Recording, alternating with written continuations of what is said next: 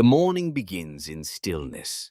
A dusting of snow has blanketed the town's crooked roofs, softening the world into silence. Chimneys exhale thin trails of smoke into the pale sky, their ribbons of gray bending gently in the breathless air. Beneath a wooden archway, an old woman opens her shutters with slow hands. Frost clings to the sill like lacework. The glass is wavy, imperfect, a relic of hand-blown craft. Her breath fogs the pane as she watches the snow fall again, light as ash.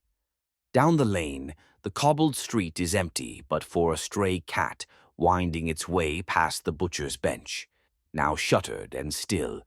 Each sound is muted. The crunch of boots in snow, the creak of a wooden cart turning slowly in the square, its wheels stiff with cold. A distant bell chimes from the stone chapel, muffled by the snowfall, marking the hour with gentle rhythm. Inside the bakery, the fire is already lit.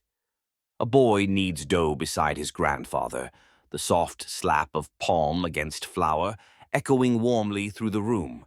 The scent of yeast and smoke mingles in the air, and in a corner a candle flickers beside a window, casting sleepy light on a bundle of herbs hanging to dry. There is no urgency, no alarm, just time unfolding slowly. Even the birds have quieted. A scribe near the abbey dips his quill into ink, copying a psalm in long, careful strokes. His robes brush the stone floor, his hands steady, his eyes soft with patience. And as the town exhales its first full breath of the day, it settles into a rhythm that has no need for haste, only stillness and snow and the steady warmth of the life within the walls. The candle burns low on the windowsill of the weaver's cottage, casting a golden pool onto the woolen threads that hang like sleeping vines from the wooden frame. Outside, snow dusts the garden fence and clings to the bare limbs of apple trees, now lifeless but not forgotten. A loom creaks gently under the weaver's hands, the steady back-and-forth rhythm like the heartbeat of the home. Each thread is pulled with purpose, each motion unhurried, like time itself has agreed to move slower inside these stone walls. A kettle murmurs quietly beside the hearth, where ash glows warm beneath a curtain of gently crackling fire. The air smells of cedar wood and sheep's wool, and the soft rustle of the woman's apron as she moves is the only sound beside the whisper of wind outside. The snow has begun to fall again, not with urgency, but with grace, as if the sky is gently emptying itself over a world already hushed. Through the fogged glass, the narrow path that leads to the town square disappears into white. Somewhere down that path, a cloaked figure walks in silence, pulling a small wooden sledge behind them, its runners cutting quiet trails through the snow. No words are spoken. There is no need. The world has agreed to be silent today. Inside the chapel, the choir does not sing, not yet, but a young girl polishes the brass candlesticks at the altar, her breath visible in the cool air. She hums to herself, a melody without shape, and the notes drift like snowflakes through the empty nave. The town is not asleep. It is simply resting, breathing in the hush of winter's deep embrace. And in that stillness there is peace, not found but remembered. A soft haze hangs over the frozen river at the edge of town, its banks lined with willows bent under the weight of snow. Somewhere upstream, a small wooden bridge creaks beneath the slow passage of a bundled figure. An old monk, his brown robe hemmed in frost, his steps slow but certain. The rosary beads at his waist clink softly with each movement, a rhythmic whisper in the morning quiet. Beneath his feet, the river does not run but holds still, its surface a cloudy mirror for the pewter sky above. Past the edge of the bridge, the town awakens gently. A baker opens his shutters with mittened hands, revealing panes fogged from within. On the windowsill, a round of bread sits wrapped in cloth, its crust dusted with flour like the roofs beyond. There is no shouting, no carts rattling down stone lanes, only the slow unfolding of daily ritual. A woman sweeps her doorstep with a bundle of straw, sending small puffs of snow into the air. A dog watches from the threshold, blinking slowly, unmoved. The monastery bell does not ring yet. It waits for the hour's grace. Inside its stone walls, the chapel is lit only by morning light filtered through stained glass, casting rose-colored reflections on the worn flagstones. A boy with ink-stained fingers mends a page torn from an old manuscript, his brush steady, his breath slow. Time seems to rest here, not dead but waiting, like soil beneath the frost. Further down the hill, smoke rises in delicate threads from chimney pots. Somewhere a lute is softly strummed, more gesture than song. And in the farthest cottage, a midwife rocks a cradle made of pine, its frame smoothed by many winters. The child sleeps, the world listens, and the snow continues, patient and unending.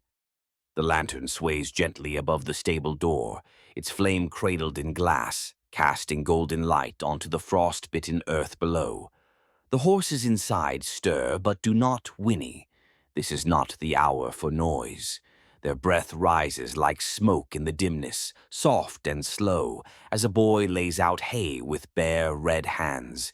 He hums a tune he doesn't know the name of, passed down from a grandmother, now gone, but whose voice still lives in that melody. Beyond the barn, the town square lies dusted in white, the well capped with a circle of wood and iron. A crow hops along the rim, shaking off snow with little concern.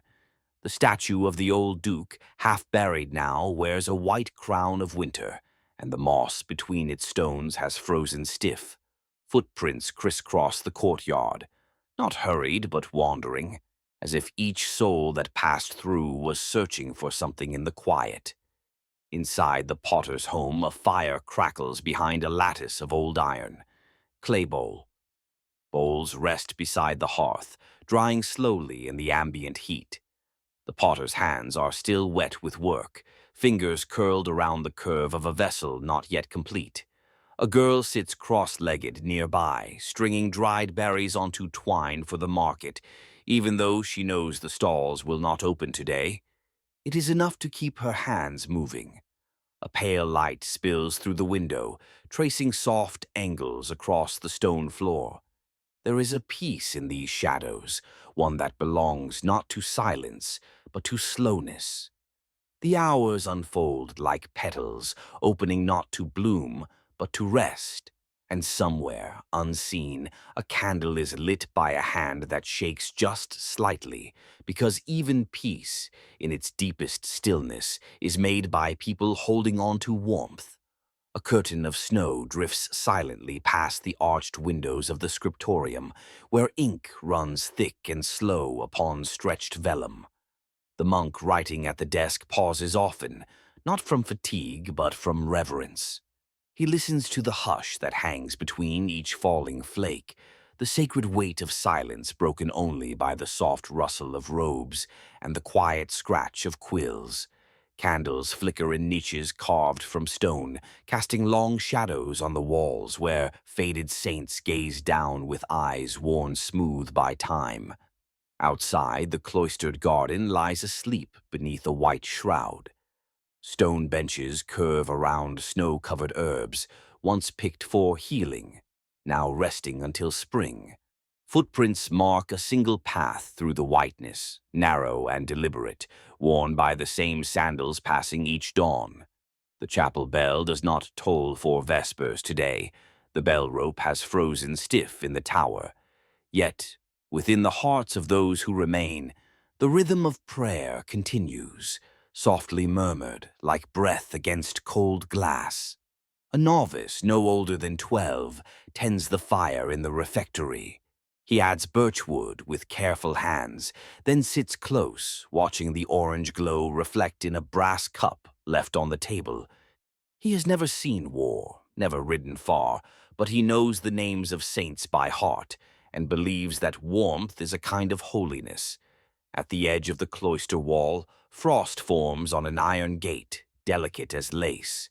Beyond it, the woods whisper beneath their burden of snow, branches bowing like monks in perpetual benediction.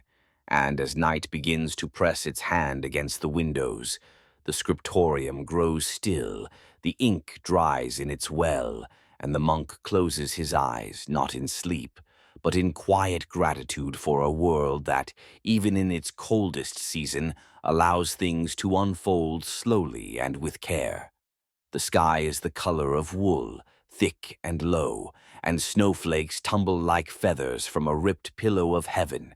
In the far corner of the town, beside a leaning wall of fieldstone and ivy, an elderly woman sits on a bench wrapped in shawls. Her hands, calloused and worn, move slowly as she peels apples for a stew she'll cook tonight, though she knows few will come. It is a ritual of memory more than hunger. The wind tugs at her bonnet, and she hums softly, each note lost to the snowfall before it can reach the street. Down the narrow lane, the blacksmith's forge lies silent, its anvil dusted in white. Inside, the tools are neatly hung, sleeping in a row like soldiers after battle. A boy sweeps the floor with a pine broom, watching as flecks of ash drift upward in the hearth's last breath. He wears his father's leather apron, too big by half, and though his arms are thin, he moves with the care of someone who knows the weight of work. A cat winds through his legs, purring gently, chasing nothing. Across the lane, in a house with windows made from horn instead of glass, a mother cradles her infant near the fire. She rocks slowly, her heel creaking against the floor, in a rhythm as steady as heartbeats. The baby's breath clouds the air, the warmth of bodies, of breath, of presence. That is what keeps the room from surrendering to the frost.